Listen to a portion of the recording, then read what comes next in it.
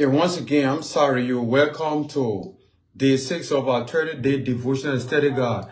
I'm so glad you are joining me today as we explore one of the most powerful and profound aspects of the altar. Altars as gateways of the Spirit. In Genesis 28 verse 12, Jacob's dream of a ladder reaching from earth to heaven, and it was not just a mystical vision, it was a profound revelation of how altars serve as gateways connecting the physical and the spiritual realm. I am grateful to be available today for this wonderful time. I'm grateful to God for every one of you who send me your love. You keep sending your messages, you posting them on behalf. There are some of you who are just so wonderful. And man, you show me love, man. My dad didn't live to see his 43rd birthday, and I'm 49 today. That's a blessing. Wow. I'm so grateful. I'm so grateful. That's why the Lord told me to raise a seed of $49. I said $49, and I left my mobile money. He wants me to do something special. Wherever you are, may God touch your heart to be a blessing. You can send $1, you can send $2. It's a 49th mystery. It's something God wants to show me about life from 49 to the next level, to the next year, to the next stage of your life. You always hear, yeah, life begins at 50. The mystery, the foundation of that is 49. Yeah, there's something else. I want to keep it.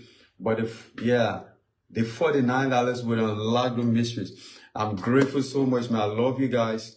And, from my heart, man. All of you, I seen the posts and I'm like, wow. Yeah. So we back. Yeah.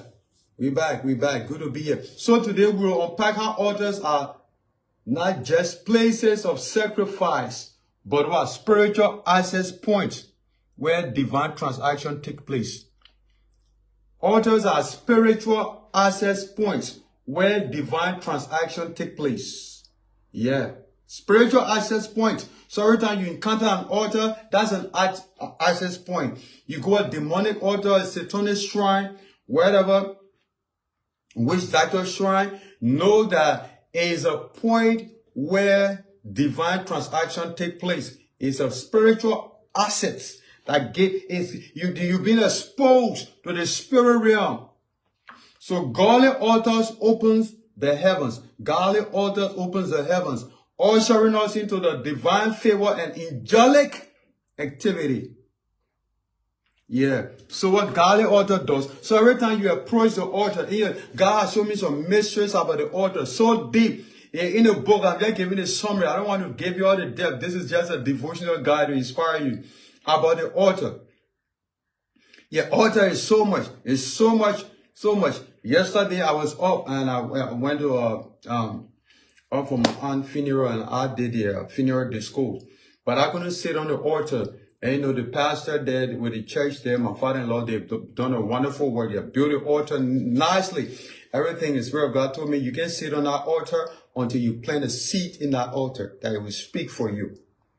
So pastor kept saying, I said, no, pastor, I'm okay. I'm okay here. I'm okay here. That realm, yeah, I want that realm to speak for me. Yeah, I was not prepared to sit there comfortably because I wanted to speak for me. I know what it represents is a spiritual access point where divine transaction take place. Where am I transaction? Sometimes you appear before the altar, you go to church on Sunday, no transaction is taking place in your behalf. Because godly altars open the heavens on your behalf. What they do, they ushering you into divine favor and angelic activity. They ushering you into angelic activities. Yeah. And how many of you that even know I got 2 angels assigned to me? And 2 of them are called Sam. They carry my name. I know that will be strange to somebody. That's another thing. They are assigned to me. They're Sam. But that's a realm. It takes the altar to know that. So why godly altar opens you or usher you into divine favor and angelic activity? Satanic altar serve as gateway for the demonic realm. Yeah, it serves as a gateway for demonic realm and bondage. Yeah. So that's what happens. Satanic altars serve as gateway for demonic and influence.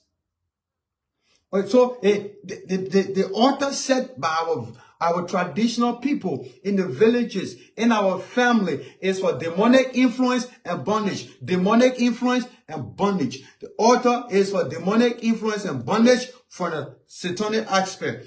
This is why it is very critical. Every community you move in, you got to tear down ungodly altars and build godly altar and build altar for God. That's why God showed me that 2008 before I moved in my past community in Omega. And when you begin to do that, you see, it begin to manifest physically. People are upset with you because you are upsetting the status quo. And before we move into Carricksburg again, God showed me the altar that was here, that has been here, has been the altar of vengeance, bloodshed, crying against, and you know, the community, its people. So we had to battle that, pray against that, destroy, tear it down. And because of that, we've upset a lot of people. We step on a lot of people's toe. I'm telling you, some of them have personally walk up to us and call us outsiders. I say, bless God, we outsiders, but we're doing better in your community than you are doing. But guess what? They are losing grips. Because you know what? When you build altars for God, you're creating opening for divine encounter in your life and in the spirit realm. And no other power can encounter. You're creating the atmosphere that allows God to move in. You gave God, the Spirit of God, a reason to move. You gave him access. Yeah, you gave him access, yeah, for divine transaction to take place.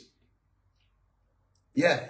And that's what we've been doing here. That's why you see when God called Israel to go to Canaan, he tells them to destroy every altar of the heathen, because these were altars of abomination. If you want to stay in this land, you want to be peaceful, you want to be prosperous, you want your family to do well, God was telling them, destroy these altars and build altar. Abraham gets there, he begins to build. Abraham built 4 different altars. Oh, it's in the book, the measure of the altar that Abraham built. Yeah, at least 4.